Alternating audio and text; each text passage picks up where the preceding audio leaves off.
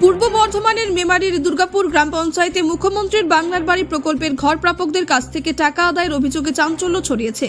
অভিযোগ, সরস্বতী তুরি ও সবিতা দাস নামের দুই বিধবার কাছ থেকে রসিদ কেটে উন্নয়ন ফি বাবদ 1000 টাকা নেওয়া হয়েছে। সরস্বতী তুরি স্বামী সন্তানহীন এক অসহায় মহিলা, লোকের বাড়িতে কাজ করে মাটির ভাঙা ঘরে কোনো রকমে দিন কাটে তার। অন্যদিকে সবিতা দাস তার বিবাহযোগ্য মেয়ে ও ছেলেকে নিয়ে অভাবের সংসারে ভাঙা ঘরে বসবাস করেন। মুখ্যমন্ত্রীর প্রকল্পের প্রথম কিস্তির 60,000 টাকা পেলেও এরপর পঞ্চায়েতের তরফে টাকা চাওয়া হয় বলে অভিযোগ। দুর্গাপুর পঞ্চায়েতের উপপ্রধান নিতাই ঘোষ প্রথমে অভিযোগ অস্বীকার করলেও পরে নানান কারণ দেখিয়ে টাকা নেওয়ার কথা স্বীকার করেন। যদিও মুখ্যমন্ত্রীর নির্দেশ ছিল এই প্রকল্পে পঞ্চায়েতের কোনো হস্তক্ষেপ থাকবে না। স্থানীয় সূত্রে জানা গেছে, শুধু দুর্গাপুর পঞ্চায়েত নয়, মেমারির 1 নম্বর ব্লকের একাধিক পঞ্চায়েতে এমন অভিযোগ উঠেছে। ইতিমধ্যে প্রশাসন বিষয়টি খতিয়ে দেখছে। অসহায় মানুষের ওপর এই ধরনের চাপের ঘটনা নিয়ে সাধারণ মানুষের মধ্যে ক্ষোভের সঞ্চার হয়েছে। টাকা টাকা দিয়েছেন পঞ্চায়েতে? হ্যাঁ, কত? 1000। কেন?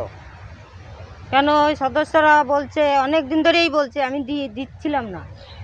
বলছে তাড়াতাড়ি করে পারমিশনটা নিয়ে আসো, ওখান থেকে পারমিশন না হলে হবে না। আমরা বললাম যে সরকারি ঘর আবার কিসে পারমিশন লাগবে? তো বলছে কি পারমিশন না হলে ঘর হবে না। পারমিশনটা কিসে জিজ্ঞেস করলাম? পঞ্চায়েত থেকে পারমিশন আনতে হবে তোমাকে। পারমিশন মানে পারমিশনের জন্য টাকা দিতে হবে? হ্যাঁ। কত টাকা? 1000 টাকা করে। তা আপনি পারমিশন নিলেন নাকি? হ্যাঁ, এই কাগজটা দিল। কি বললো? কাগজটা দিল যে তারপরে ওরা কি কি লিখলো কি জানি, আবার এই আধার কার্ডে লিঙ্ক করলো, তাও লিঙ্ক হয়নি আমার। লিঙ্কটা ওখান থেকে দিলাম, তো ওখান থেকে হলো না, বললো বাইরের থেকে এই লিঙ্ক করে নিয়ে আসো।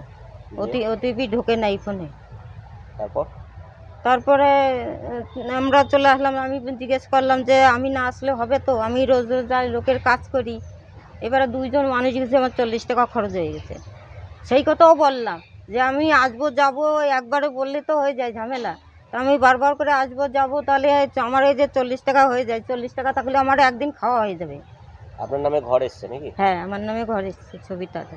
হ্যাঁ, তো মানে ঘরের পর টাকা পেয়েছেন? হ্যাঁ, এই 60,000 টাকা পাইছি ঘরে। প্রথম কিস্তি? হ্যাঁ, প্রথম কিস্তি। আর দ্বিতীয় কিস্তি? দ্বিতীয় কিস্তি এখনো টাকা ঢোকে নাই তো। দ্বিতীয় কিস্তির জন্য কি 1000 টাকা দিতে হয়েছে? না, প্রথম কিস্তি জানি বলছে যে এই লিনটান পর্যন্ত ঢালাই হয়ে গেলে তারপরে নাকি আর টাকা দেবে না। ইনকোয়ারি করতে আসবে, তখন বললো কি টাকা দেবে না, সার্টিফিকেট না হলে টাকা দেবে না, পারমিশন না হলে। পারমিশন লাগবে? হ্যাঁ, লাগবে। তো পারমিশনের জন্য কি করতে হবে? পারমিশন জন্য ওই যে পঞ্চায়েত থেকে টাকা দিয়ে সার্টিফিকেটটা আনতে হবে, এটা আনতে হবে। 1000 টাকা দিতে হবে? 1000 টাকাই করে তারপর দিতে হবে। পারমিশন পাবে? হ্যাঁ, তারপর পারমিশন পাবে। তারপর দ্বিতীয় টাকা ঢুকবে? হ্যাঁ। ওটাই বলেছে? হ্যাঁ। তো টাকা দিলেন কেন? এবার আমরা কি করব? আমরা কি জানি এইসব বুঝি কিছু? আগে আমি তো প্রথম দিচ্ছিলামই না, এই সেই সোমবারের দিন আমি টাকাটা দিলাম। কোন সদস্য বললো আপনাকে? এই যে সল্টু অজয়। অজয় কি? হ্যাঁ, অজয় বিশ্বাস নাকি? অজয় চন্দ্র? হ্যাঁ। কি নাম? কি বললো অজয়? ও বললো যে তুমি কাকি তাড়াতাড়ি টাকাটা দিয়ে আসো, না পারমিশন নিয়ে আসো, তাড়াতাড়ি করে এরকম করছে। সরকার তো টাকা দিচ্ছে বাড়ি করার জন্য। হ্যাঁ।